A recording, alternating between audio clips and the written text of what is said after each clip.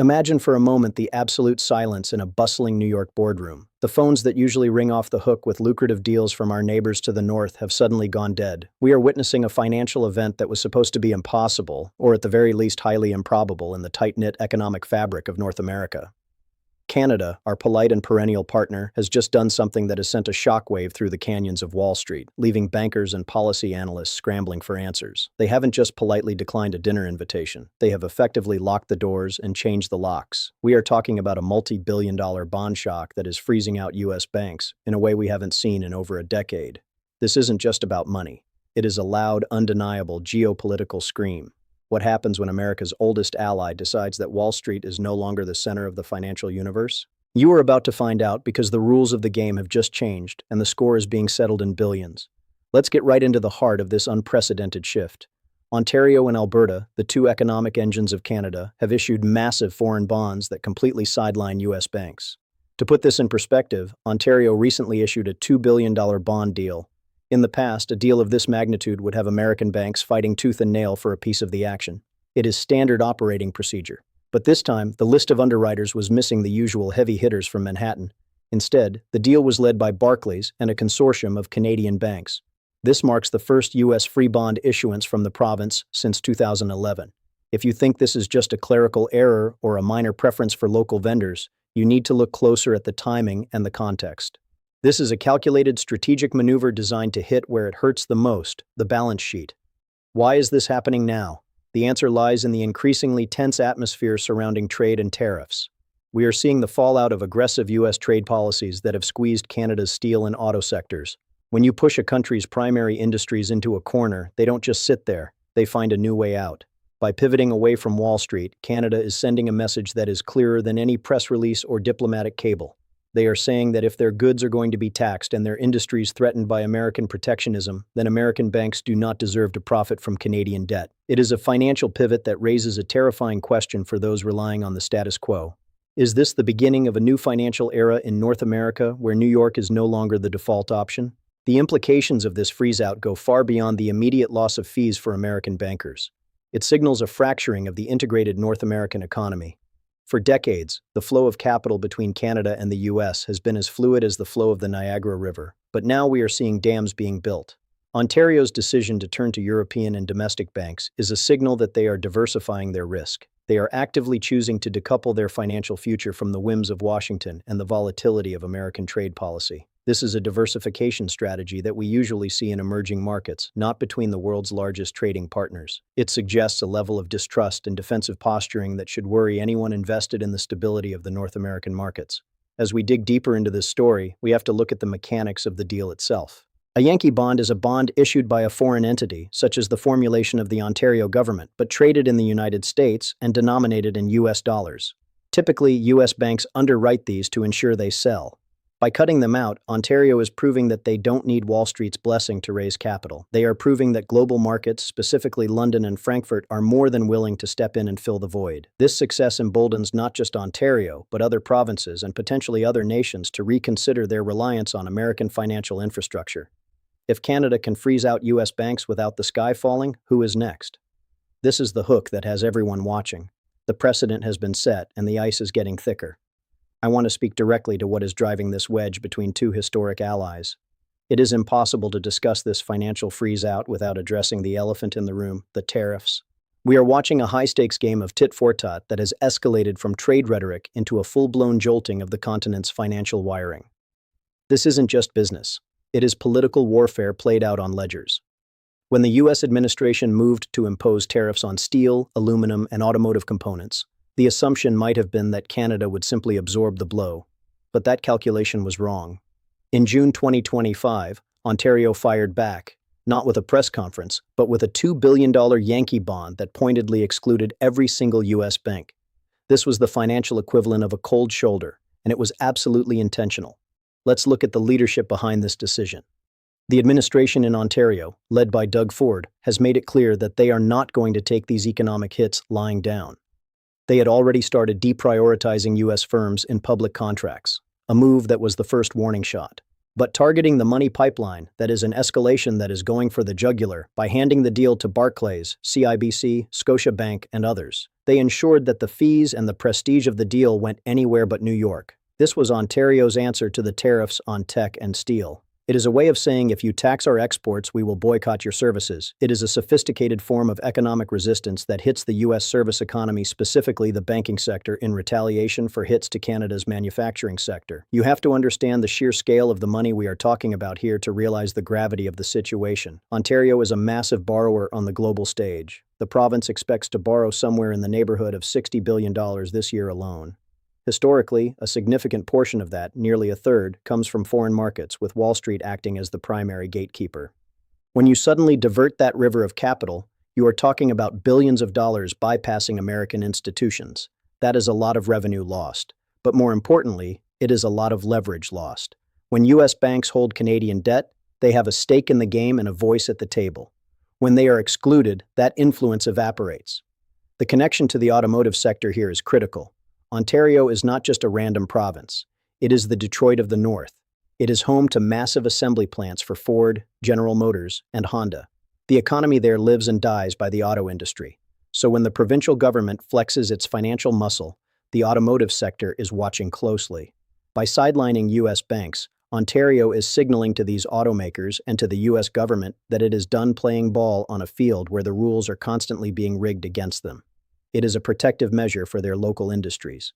They are demonstrating that they have options and that they can sustain their financial needs without bowing to pressure from their southern neighbor. This is a geopolitical maneuver as much as a fiscal one.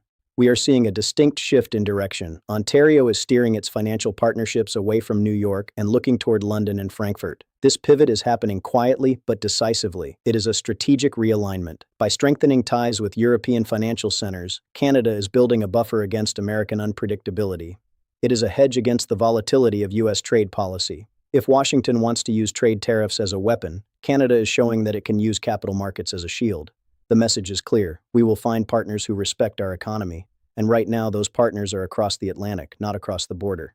Now, if you thought this was just an Ontario story, you need to look west. The province of Alberta is hitting the throttle on this strategy as well, and in some ways their pivot is even more significant given their resource-heavy economy. Alberta isn't riding solo in this rebellion against Wall Street dominance. Back in March, they made their own power move that went largely under the radar until you connected the dots. They floated a bond worth $1.25 billion, and just like Ontario, they did it without the help of Bank of America or any other major U.S. institution. This broke a 6-year streak of reliance on American banks. Instead, they handed the keys to Barclays, RBC, and TD. It is a pattern that is becoming impossible to ignore. Official statements from Alberta might claim that U.S. banks weren't explicitly banned and that this was just a business decision based on competitive rates. But let's be honest with each other here. In the world of high finance, there are no coincidences of this magnitude. The signal was loud and clear. When you deliberately choose European and Canadian underwriters for a massive euro-denominated bond, you are making a statement about where you see your future alliances. Alberta is effectively saying that they are diversifying their Rolodex. They are cultivating relationships with European bankers who are less likely to be strong-armed by American political whims. It is a smart, albeit aggressive insurance policy against total reliance on a single partner who has turned hostile. This pivot goes beyond just paper bonds. It is bleeding into the physical world of exports and logistics. Alberta is steering its oil exports into new territory. Quite literally, we are seeing tanker routes being recharted. The traditional flow of energy south to the U.S. is being reconsidered as new pipelines and transport corridors look toward Asia and the Gulf of Mexico for export to global markets. And guess who is backing the financing for these new ventures? It is European insurers and bankers. The money following the oil is no longer exclusively American.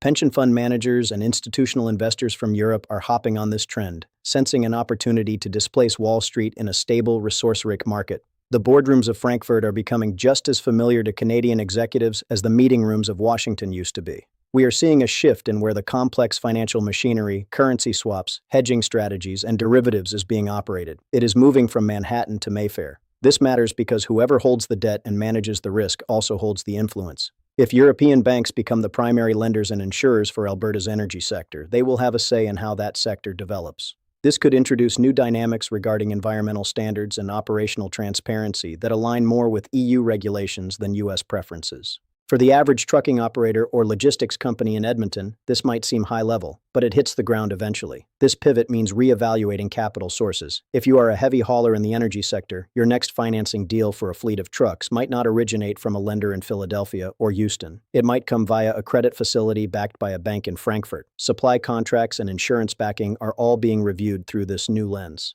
The financial ecosystem of Western Canada is undergoing a root and branch transformation. They are untethering themselves from the U.S. financial grid to ensure that if the border tightens, their economy doesn't suffocate. Let's bring this down from the high towers of finance to the factory floors and the supply chains that keep our economy moving. The tariffs and the bond freeze-out haven't just redrawn Canada's debt map. They are fundamentally rewriting who wins government contracts and who supplies the nuts and bolts of industry. We are seeing a new era of buying Canadian that is more aggressive than anything we have seen in decades. Ontario's new procurement rules are explicitly designed to favor Canadian and allied vendors over U.S. ones. This is the direct backlash to America First. It is Canada First, and it is closing the door on American businesses that used to take access to the Canadian market for granted. If you are a software firm in Seattle or a steel supplier in Pittsburgh, the writing is on the wall. Good luck cracking those bids. Unless there is absolutely no local option available, you are going to the bottom of the pile. We are already seeing concrete examples of this. Take, for instance, a recent hospital contract where the administration chose a Swedish software provider over a U.S. competitor. The official reasons cited were currency risk and cost efficiency, but the subtext is undeniable. In a climate of trade war, relying on U.S. vendors is seen as a liability. Why tie your critical infrastructure to a country that is threatening your economy? It is a risk management decision that is shutting American companies out of millions in revenue.